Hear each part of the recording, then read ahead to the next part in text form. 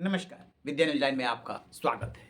Delhi excise मामले में जिस तरीके से दिल्ली के पूर्व मुख्यमंत्री Arvind Kejriwal, deputy chief minister Manish Sisodia और उनके 21 अन्य सहयोगियों को राहत मिली, बरी किया गया, उसके बाद मामला सीबीआई लेके पहुंच गई थी हाई कोर्ट और सुनवाई कर रही थी जस्टिस स्वर्णकांता शर्मा की एकल बेंच।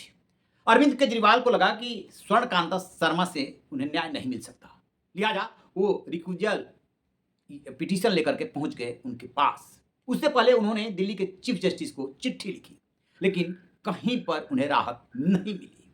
अब रिक्यूजल जो याचिका है उसको लेकर के जब पिछली सुनवाई हुई थी तो अरविंद केजरीवाल खुद एडवोकेट बन करके अपनी पैरवी किए थे और उनका वो वीडियो खूब वायरल हुआ था। हालांकि बाद में कोर्ट ने उसे हटाने को कह दिया था।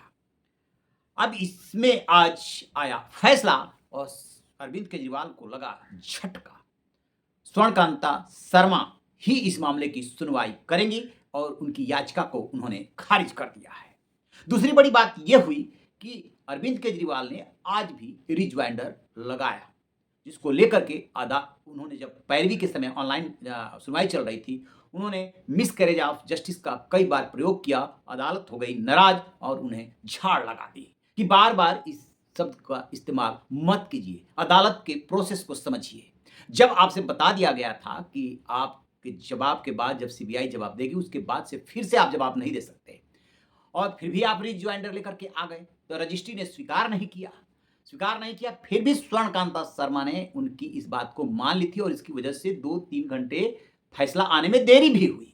यानी कि अरविंद केजरीवाल ने कदम दर कदम, हर कदम पर मामले को खींचने की कोशिश की। अब यहाँ पे मिसकैरेज ऑफ जस्टिस जैसे ही शब्द का इस्तेमाल किया, उन्हें पूरा प्रोसेस समझाया गया कि जब आपने एक एडिशनल एफिडेविट दिया, उसमें सीबीआई को जवाब देने के लिए, रिप्लाई करने के लिए मौका दिया गया। अब उस पे आप रिज्वाइंडर नहीं लगा सकते, वो भी जिस दिन फैसला आ रहा, लेकिन आप नहीं मान रहे, चलिए मान लेते हैं। और ये भी साथ में कहा कोर्ट ने कि ये कोई असाधारण मामला नहीं है, ऐसा कुछ नहीं है इसमें। खैर, झाड़ लगाने के बाद जब बात आई फैसला देने की, तो जस्टिस स्वर्णकांता शर्मा ने 4-5 ग्राउंड लिए हैं कि क्यों नहीं आपकी बात मानी जानी चाहिए। पहला ग्राउंड, अमित शाह के बयान का उन्होंने हवाला दिया था कि कहीं उन्होंने बयान दिया था कि हाई कोर्ट से हारने के बाद उन्हें सुप्रीम कोर्ट जाना होगा। इसको आधार बनाया था उन्होंने कि आखिरकार बीजेपी के वरिष्ठ नेता और गृह मंत्री को कैसे पता चला गया कि हाई कोर्ट से क्या फैसला आएगा, उनके अगेंस्ट आएगा। उस पर कोर्ट ने कहा यह आपका परसेप्शन है, नेता ऐसे बयान देते रहते हैं, आप भी बयान देते हैं, इसका क्या मतलब हुआ। फिर जो दूसरा इन्होंने मसला उठाया था अरविंद केजरीवाल ने कि उनके बेटा बेटी जो है इम्पैनल्ड हैं, केंद्र सरकार के वकील हैं सुप्रीम कोर्ट और हाई कोर्ट में। अदालत ने पूछा कि ये बताइए कि इसमें से जो दिल्ली एक्साइज केस है उससे रिलेटेड कौन सा काम उनको दिया गया, और ऐसे तो न जाने कितने जस्टिस और कितने वकील और कितने लोगों के जो है बच्चे इस तरह से प्रैक्टिस में है, तो उसके आधार पे आप ये धारणा बना लेंगे, उस धारणा के आधार पे जो है न्याय मिलेगा आपको, या आप अदालत में शक करेंगे। इस ग्राउंड को भी नहीं माना गया। फिर जब बात आगे बढ़ी, जैसे उन्होंने एक ग्राउंड ये भी उठाया था कि जो लोअर कोर्ट का फैसला आया था जिसमें उनको बरी किया गया था, उसमें जो है जो विवेचना अधिकारी था सीबीआई का, उसके खिलाफ विभागीय कार्रवाई के लिए लिखा गया था, उसको भी आपने जो है अपने ऑर्डर से रोक दिया था। इस सब का एक-एक करके जस्टिस स्वर्णकांता शर्मा ने गिना दिया उनको कि इसका कोई आधार नहीं है। एक सबसे बड़ा आरोप उन्होंने ये लगाया था कि जो आरएसएस से जुड़ी हुई अधिवक्ता परिषद है, उसके कार्यक्रम में 1 नहीं, 2 नहीं, 3-4 बार आप शामिल हुई।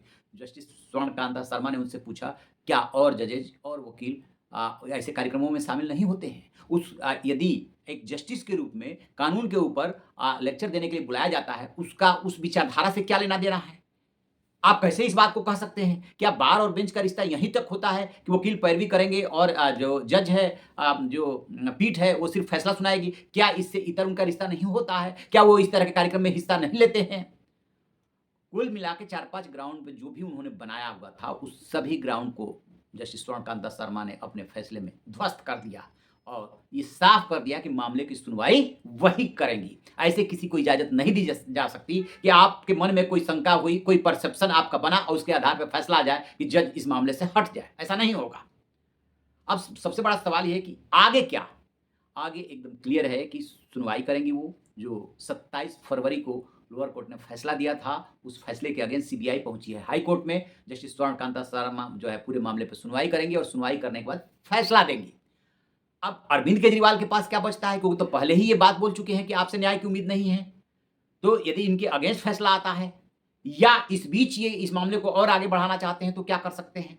तो इनके पास 2 विकल्प है। एक विकल्प ये है कि फैसला आने का इंतज़ार करें, इस फैसले के अगेंस्ट जो है वो सुप्रीम कोर्ट जा सकते हैं यदि उनके अगेंस्ट आता है तो।